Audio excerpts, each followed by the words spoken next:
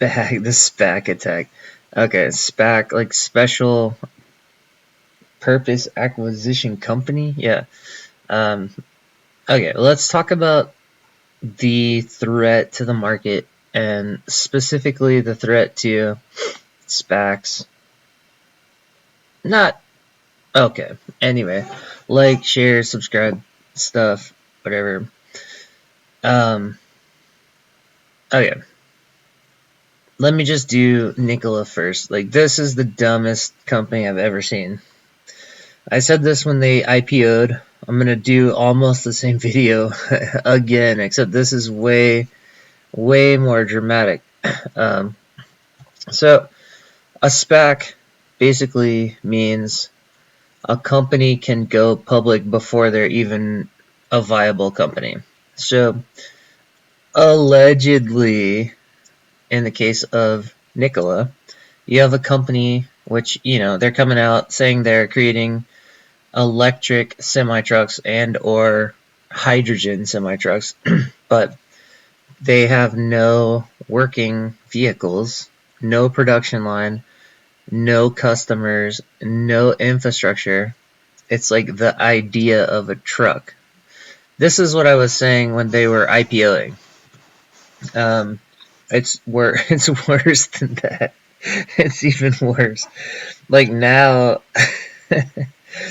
now, like they're so dumb. They come out with a truck that they're filming their electric truck, like driving, and it comes out that this truck is not even a real truck. Like Nikola Motors, literally, the truck doesn't have a motor that works. Like they're filming the truck rolling down a hill. Like it's not a working electric vehicle. It's a fake truck. And to be fair, like Tesla, their first, couple attempts at making electric vehicles completely failed. And so this is kind of the deal, is like, companies maybe are trying to create a good product, but they're not quite there yet, and venture capital money comes in. But anyway, the point is a SPAC, a special purpose acquisition company, you don't have to actually IPO with a viable product. Like the SPAC is a public corporation or public entity that can merge with your company, and now you're public way before you're viable.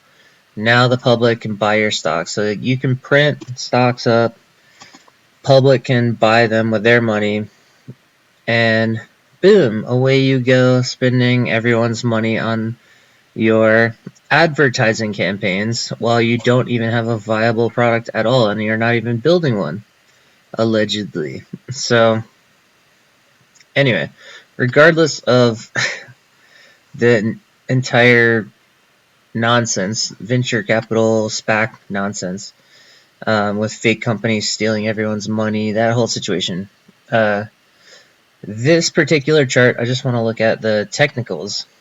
Let me zoom a little bit farther out. So this thing IPO'd out at like around 10, right? Like just under $10.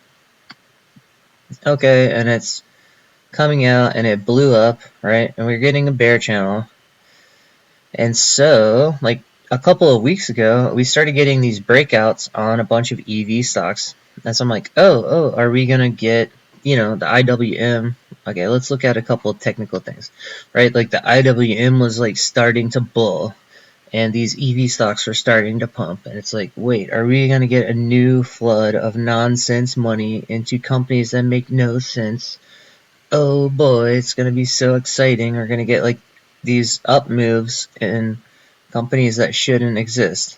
But like as you can see here, complete head fake, boom to the downside, and our margin loans and nonsense is cracking and failing. Okay, so this is, well, wait, Nikola, this is failing. The margin loans are failing. And so all this venture capital money is, well, I mean, we just had the craziest nonsense. Like, we've had venture capital money just and margin loans just flooding into hundreds of companies that are completely not viable for years now. And now we're getting to the point where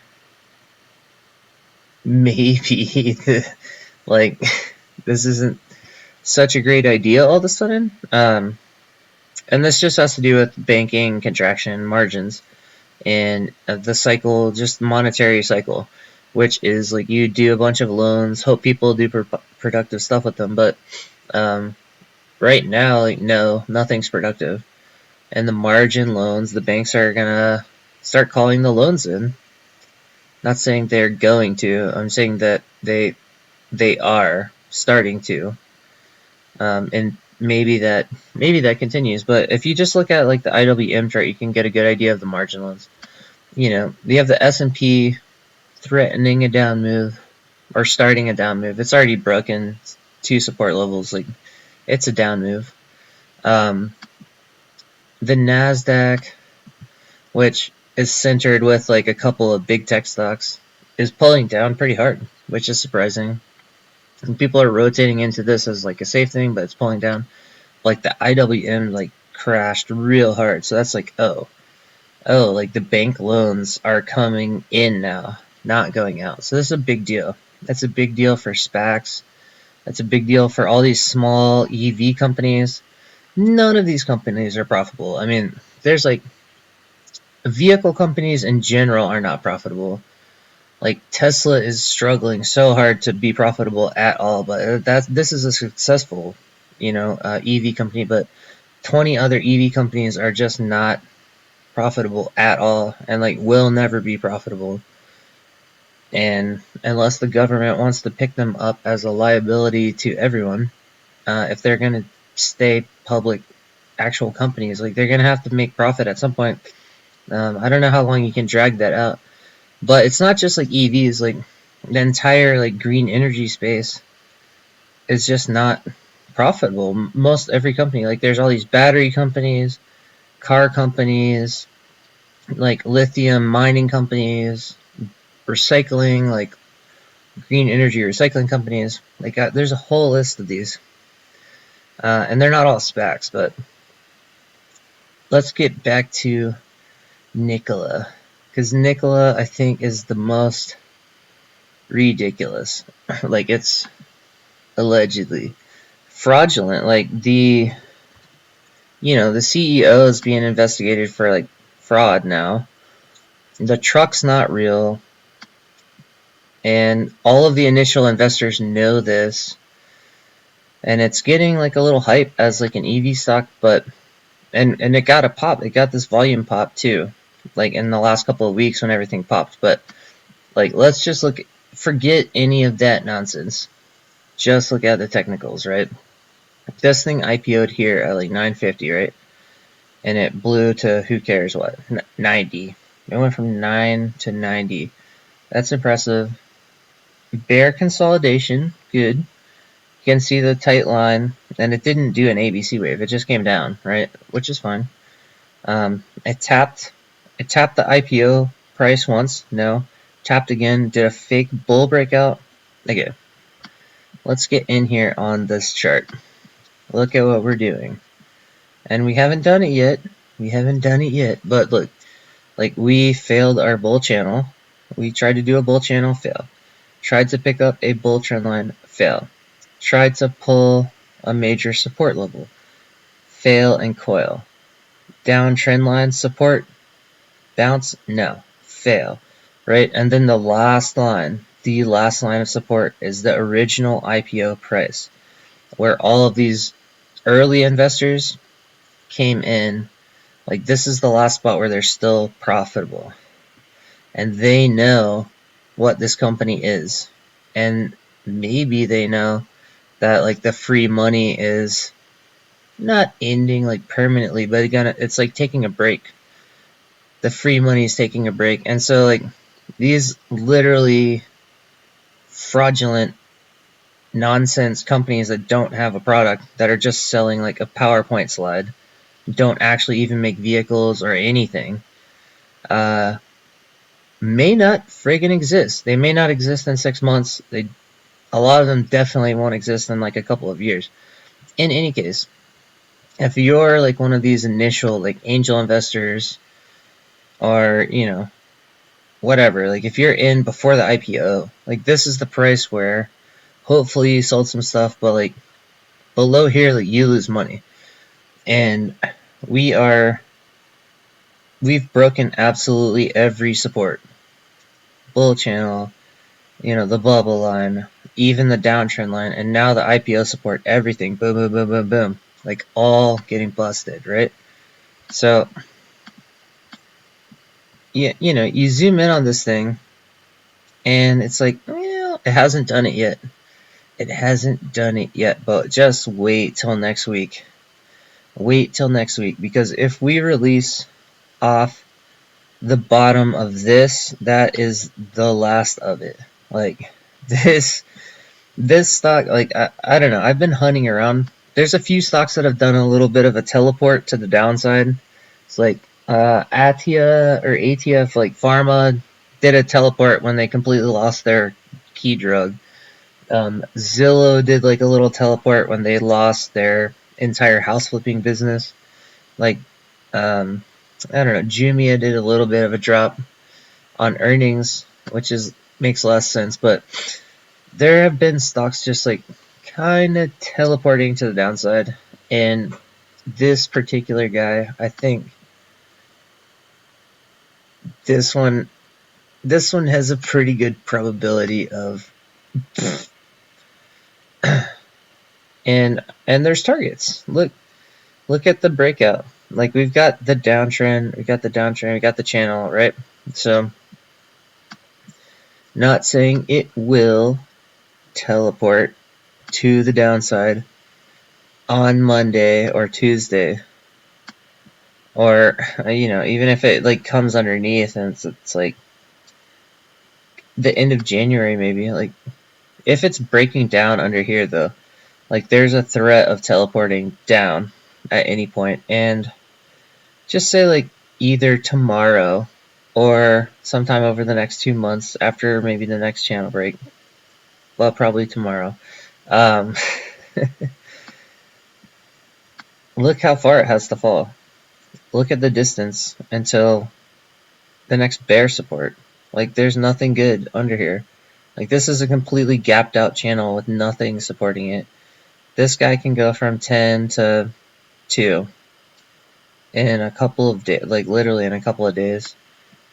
And if you look at a couple of the other guys that have done it, like, I don't know, like just look at, I guess, look at this gap.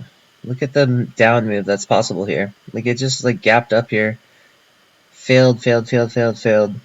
Fake company, no more fake printed money coming. Like, what can it do? It can make a crazy move. Let's look at Zillow, because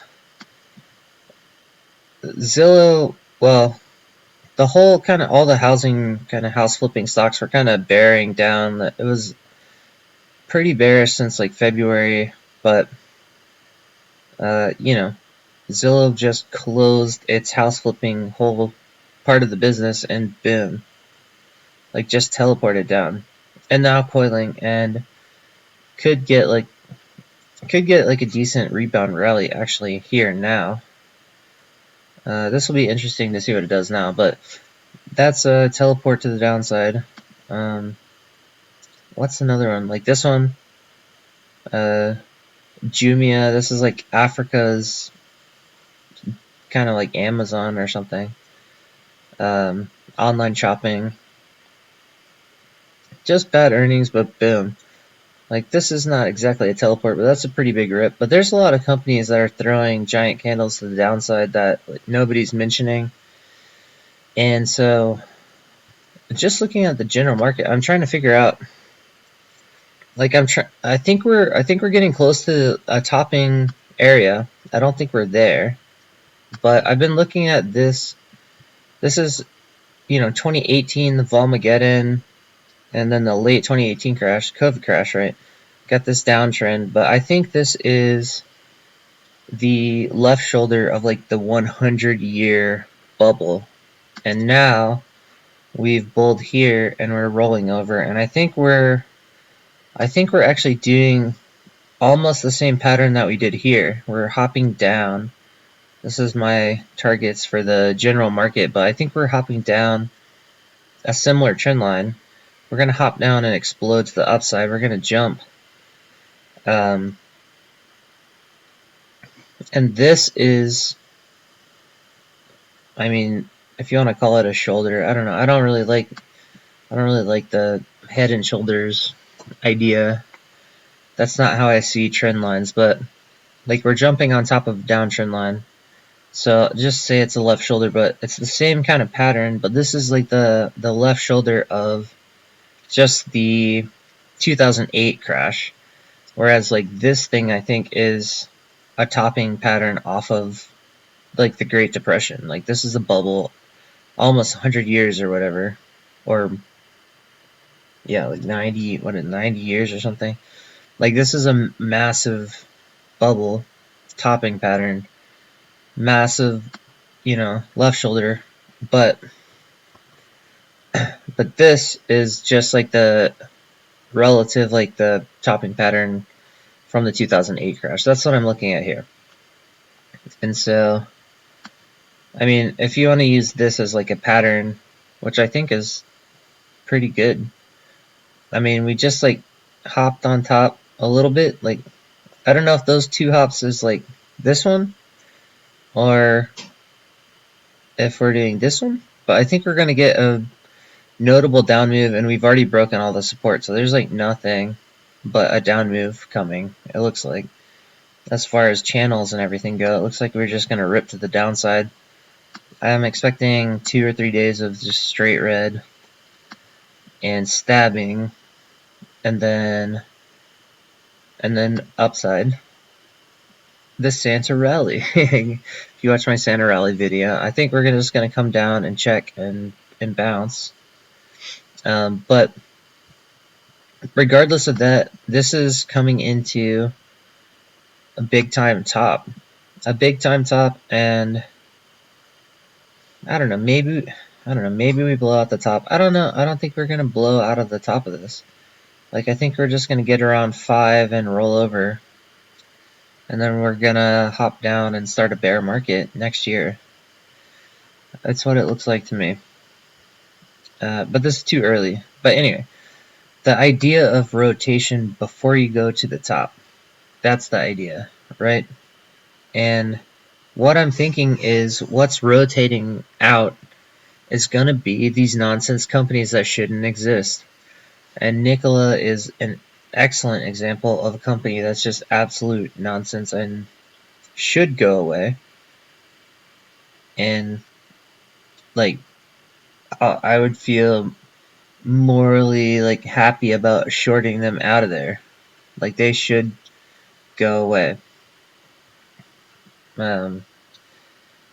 Yeah, anyway, I think it's a good looking technical setup that could potentially teleport. Let's see, there's some other companies that have like a pretty weak setup, like REE. Where's that guy? Let me look at this. And this company, they make like the electric vehicle, like skateboards. And like their website is awesome. And I don't have any idea how good their management or anything is. But I see a way ugly, bearish kind of channel setup, which look, I mean, like the downside target's probably just here, which is a short entry possibility, not investment advice ever, but like if it teleports, that's a hell of a move. So that's one that looks ridiculous. You gotta look at Bitcoin. I've done a couple of Bitcoin videos. It's trying to hold on, but Bitcoin just did a nasty bear shelf and a stab, and it's not that bad because we stabbed into pretty good support. We'll see what happens here, but man, there's like everything kind of against Bitcoin right now. The treasury breakout is terrible for Bitcoin.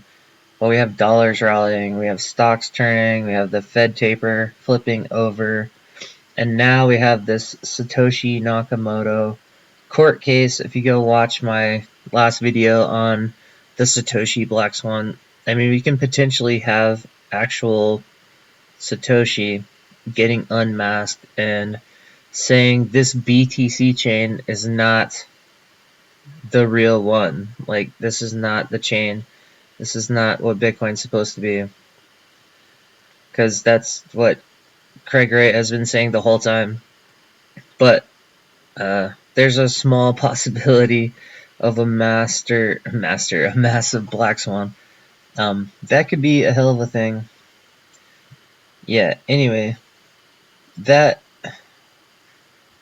whatever. I don't want to get like too crazy into like individual stuff on this video. I just wanted to point out that the things that could be rotating out now before we go to the top of the bubble could be SPAC nonsense companies that, not just like a zombie company that's not profitable, but like literally fraudulent companies that don't even have a product.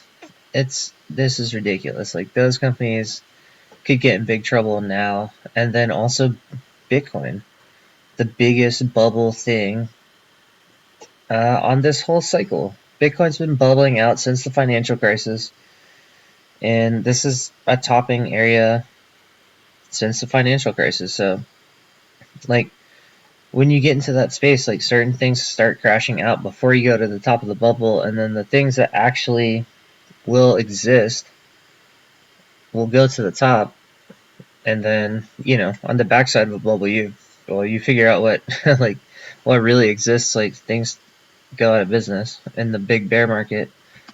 But I think that's all for next year. That's for next year. But for today, this is the this is the most ridiculous chart. I mean, there's a bunch of EVs that look like they're kind of in trouble, but like, this thing is cracking its last freaking support. It looks awful. I just wanted to point that out. Happy trading, not investment advice. If you want to short this thing, good luck. I think there's still time. I'm hard short this thing. Wish me luck. Cheers.